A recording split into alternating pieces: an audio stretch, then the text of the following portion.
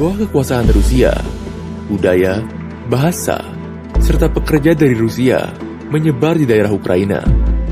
Kawin campur pun kerap terjadi, dan distingsi antara Rusia dan Ukraina kerap sulit ditentukan. Meski demikian, tekad akan kemerdekaan dan kedaulatan tidak pernah hilang dari bangsa Ukraina. Ketika Kekaisaran Rusia runtuh, Ukraina sempat mendeklarasikan kemerdekaan untuk sesaat sebelum akhirnya diduduki lagi oleh Uni Soviet. Di bawah Uni Soviet, banyak warga Ukraina yang mati kelaparan karena kebijakan Stalin. Dan di saat yang berdekatan, pekerja serta buruh asal Rusia terus didatangkan di Ukraina untuk mengembangkan daerah Ukraina, khususnya di Ukraina Timur, di daerah bernama Donbas.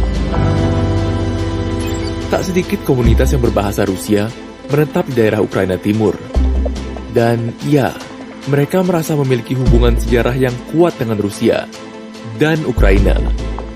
Lagi pula, Ukraina dan Rusia adalah satu bangsa, bukan? Harapan terbesar mereka adalah negara Ukraina yang mereka banggakan itu bisa menjaga keunikan mereka.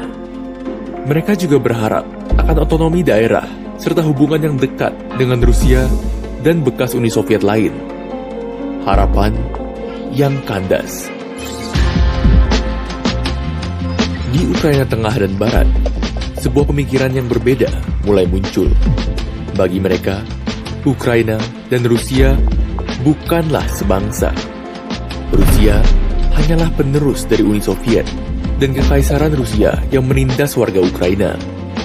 Maka dari itu, momentum dari kemerdekaan Ukraina harus digunakan untuk derusifikasi. Bahasa dan budaya Rusia harus diminimalisir. Pemerintahan pusat harus memegang otoritas yang kuat ke daerah-daerah. Dan Eropa Barat, bukan Rusia lah yang harus didekati. Bibit perpecahan mulai tertanam. Mengingat bahwa Viktor Yanukovych berasal dari Donetsk, Ukraina Timur.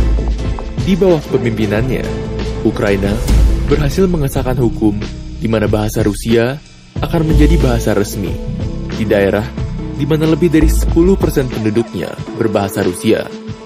Dia juga memperpanjang izin bagi Angkatan Laut Rusia di Crimea.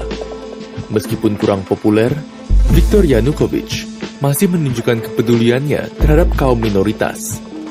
Meskipun di mata banyak orang, dia hanyalah boneka Rusia. Pada tahun 2013 akhir, dia mendapatkan sebuah ujian. Pada tahun ini, Ukraina seharusnya menandatangani perjanjian kerjasama dengan Uni Eropa, sesuatu yang juga dijanjikan oleh Presiden Yanukovych. Namun, dalam detik-detik yang genting itu, dia membatalkannya. Keputusan ini berakibat fatal bagi kedudukannya. Ribuan warga Ukraina berdemonstrasi besar-besaran, dan akhirnya dia harus melarikan diri. Kabar jatuhnya Presiden Yanukovych menjadi hal yang menggembirakan bagi masyarakat Ukraina Barat dan Tengah. Namun, bagi masyarakat Ukraina Selatan dan Timur, ini adalah mimpi terburuk mereka. Di Ukraina Timur, situasi semakin gawat. Fakta bahwa Presiden Yanukovych berasal dari daerah mereka menjadikan mereka target balas dendam. Mereka pun semakin khawatir akan penindasan dari pengganti Yanukovych. Dan bila mereka diam, serangan kelompok nasionalis radikal dan anti-minoritas akan datang menyerbu. Hanya satu pihak yang terlihat membela mereka, Rusia. Di Crimea, Rusia sudah membuktikan keterlibatan mereka dalam melindungi dan memfasilitasi pemersatuan Crimea dengan Rusia. Setelah menimbang antara harus diam atau harus menyerang, sebagian dari mereka tidak memiliki pilihan lain. Selain mempertahankan diri dengan senjata, negara mereka sendiri sudah tidak dapat dipercaya. Kini, mereka memutuskan untuk merdeka.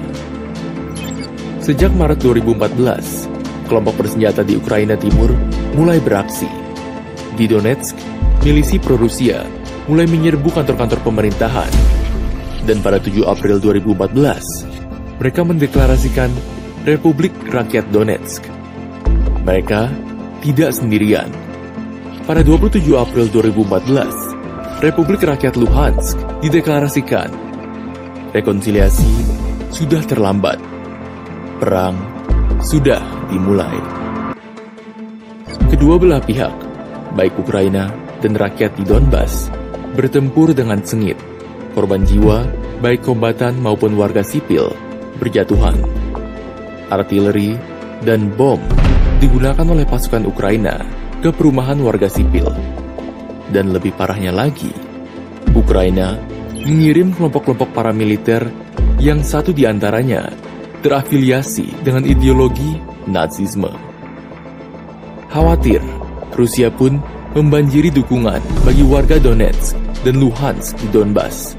Hanya saja, Rusia belum mendapatkan kemenangan serupa dengan Crimea. Setelah gagal mengambil Kiev, Rusia kini memutuskan untuk memusatkan kekuatan mereka di Ukraina Timur. Apakah mereka bisa melindungi warga Donbas?